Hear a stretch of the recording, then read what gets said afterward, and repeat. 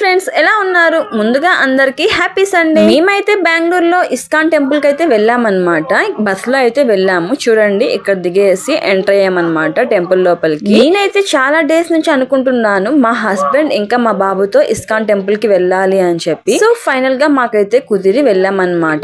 బెంగళూరులో ఉన్న ISKCON temple గురించి చెప్పాలంటే శ్రీ రాధా కృష్ణ చంద్ర దేవాలయం అని కూడా అంటారనమాట. ఈ ఇస్కాన్ టెంపుల్ ని శ్రీ రాధాకృష్ణ మందిరం ప్రపంచంలోనే అతిపెద్ద కృష్ణ హిందూ ఆలయాలలో ఒకటి.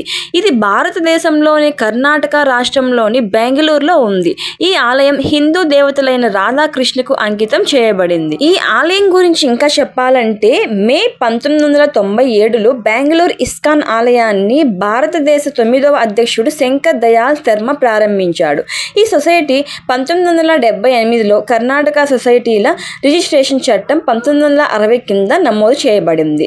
శ్రీల ప్రభుపాదులు చెప్పినట్లుగా ఇస్కాన్ యొక్క 7 ప్రయోజనాల నుండి సొసైటీ లక్ష్యాలు ఉద్భవించాయి. ఇక ఆలయ విశేషాలకి వస్తే 17 మీటర్ల 56 అడుగుల ఎత్తులో బంగారు పూత పూసిన ధ్వజస్తంభం మరియు 8.5 మీటర్ల 28 అడుగుల ఎత్తులో బంగారు పూత పూసిన కలశ శిఖరం ఉన్నాయి. దర్శన సమయంలో సందర్శకులందరికీ శ్రీకృష్ణ ప్రసాదం ఉచితంగా పంపిణీ చేయబడుతుంది. ఇంకా ఒక ముఖ్య విషయం చెప్పాలంటే బెంగళూరులోని ఇస్కాన్ లో 6 పుణ్యక్షేత్రాలు ఉన్నాయి. 1 ప్రధాన దేవతలు రాధాకృష్ణుడు, 2 కృష్ణ బలరాముడు, 3 నితై గౌరంగ చైతన్య మహాప్రభు మరియు నిత్యానంద, 4 శ్రీనివాస గోవింద వెంకటేశ్వర అని కూడా పిలుస్తారు, 5 ప్రహ్లాద నరసింహ, 6 శ్రీల ప్రభుపాద. ఇక్కడ మనకు మెయిన్ వచ్చేసి వెంకటేశ్వర స్వామి ఇంకా నరసింహస్వామి దేవాలయాలు ఎంటర్ లోనే ఉంటాయన్నమాట. మనకి ఎంట్రన్స్ లోనే మనం చూస్తాము. తర్వాత ఇస్కాన్ టెంపుల్ లాస్ట్ లో వస్తుంది అనమాట. లోపల ఇంకా రోజు స్వామివారికి ఉదయం 4:30 గంటలకు మంగళహారతి అనే కార్యక్రమంతో ప్రారంభమవుతుంది. తర్వాత తులసీదేవి పూజ చేసి శ్రీ నరసింహ హారతి మరియు శ్రీ శ్రీనివాస గోవిందునికి సుప్రభాత సేవ జరుగుతుంది. తర్వాత శృంగార దర్శన హారతి మరియు జపధ్వాన సెషన్ ఉంటుంది. సాయంత్రం 6 గంటలకు భక్తులు కీర్తన పాడడం ప్రారంభమవుతుంది. ప్రధాన ఆలయంలో 3 పూజారులు ఆరతి చేస్తారు. ఆ తర్వాత మళ్ళీ కీర్తన జరుగుతుంది. అక్కడి భక్తులు హరే కృష్ణ హరే రామ లయకు అనుగుణంగా నృత్యం చేయడం చూడవచ్చు. మేమైతే దేవాలయం అంతా తిరిగి ప్రశాంతంగా చూస్తున్నాం అన్నమాట. మా బాబు చూడండి ఎలా ఆడుకుంటున్నాడు. చాలా ప్రశాంతంగా ఉంది దేవాలయంలో. అయితే ఐటీ నగరంలో మా కృష్ణయ్య చాలా అందంగా ఉన్నారు. చాలా కనుల విందుగా ఉంది. నాకైతే చాలా చక్కగా ఉంది దేవాలయం. మా కృష్ణయ్య ఇస్కాన్ వైకుంఠకొండ బెంగళూరులోని ఇస్కాన్ వైకుంఠకొండ వెంకటేశ్వరుని నివాస దర్శనానికి గమ్యస్థానం.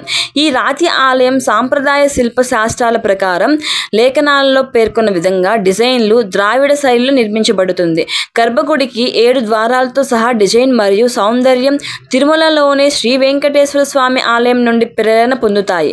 శ్రీనివాసుని దేవతా తిరుమలలోని అసలు ఆలయానికి దాదాపు సమానమైన ఎత్తులో ఉంటుంది మరియు దీనికి శ్రీ రాజాధిరాజ గోవింద అని పేరు పెట్టారు. అంటే ఆయన రాజులందరికీ రాజు. శ్రీల ప్రభుపాదుల 125వ జయంతి సందర్భంగా తిరుమల వంటి గొప్ప ఆలయాన్ని నిర్మించాలనే కోరికను నెరవేర్చడానికి శ్రీల ప్రభుపాదుల 125వ జయంతి సందర్భంగా తిరుమల వంటి గొప్ప ఆలయాన్ని నిర్మించాలనే కోరిక నెరవేర్చడానికి ఈ ప్రాజెక్టును ఇస్కాన్ బెంగళూరు భక్తులు రూపొందించారు మరియు అమలు చేశారు కూడా. మేమైతే ఇక్కడ నుంచి వెంకటేశ్వర స్వామిని నరసింహస్వామిని దర్శించుకొని వెళ్తున్నాం అనమాట లోపలికి. ఈ పూలైతే వెంకటేశ్వర స్వామికి మెడలో వేస్తారు కదా, ఆ పూలమాలలు ఇవైతే చూడండి. ఇక్కడ నుంచి అయితే మేమైతే పైకి వెళ్తున్నాం. స్టెప్స్ ఉంటాయి, పైకి వెళ్తున్నాం. ఇప్పుడైతే ఇస్కాన్ టెంపుల్ లోకి ఎంటర్ అవుతున్నాం అన్నమాట. శ్రీ రాజాధిరాజ గోవింద దేవాలయం చుట్టూ శ్రీ సుదర్శన నరసింహ, శ్రీ మహాలక్ష్మి, శ్రీ లక్ష్మీ నరసింహ, భక్త హనుమాన్ మరియు శ్రీ గరుడ విగ్రహాలు ఉన్నాయి. శ్రీల ప్రభుపాద కోసం ఒక ప్రత్యేక మందిరం నిర్మించబడింది. ఇక్కడ అతని అచల శీలామూర్తి నల్లరాతి దేవత ప్రతిష్ఠించారు. వైకుంఠ కొండ కదా మరియు శ్రీనివాస గోవిందతో దాని సంబంధం. ఈ ఆలయం ఉన్న కొండ, ఈ కొండపై ఉన్న గుహలో చాలా తీవ్రమైన తపస్సు చేసిన ముని శ్రీ మాండవ్య ముని యొక్క దివ్య కథకు సంబంధించినది. శ్రీనివాస గోవిందుడు సంతోషించి శ్రీ మాండవ్య మునికి ఒక వరం మరియు వరం ఇవ్వాలని కోరుకున్నాడు.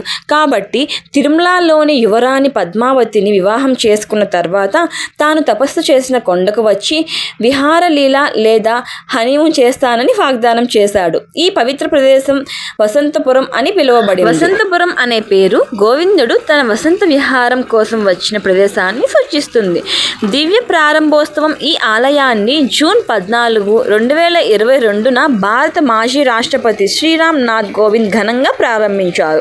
ఇస్కాన్ వ్యవస్థాపక ఆచార్య భక్తవేదాంత స్వామి ప్రభుపాద 125వ జయంతి సందర్భంగా జరిగిన లోకార్పణ వేడుకలో ఆయన ఇస్కాన్ శ్రీ రాజాదిరాజ గోవింద ఆలయం మరియు సాంస్కృతిక సముదాయాన్ని అంకితం చేశారు. ప్రారంభోత్సవానికి కర్ణాటక గవర్నర్ శ్రీ దావర్చంద్ గెహ్లట్, కర్ణాటక ముఖ్యమంత్రి శ్రీ బసవరాజు బొమ్మై, శాసనసభ సభ్యుడు శ్రీ ఎం కృష్ణప్ప అధ్యక్షత వహించారు.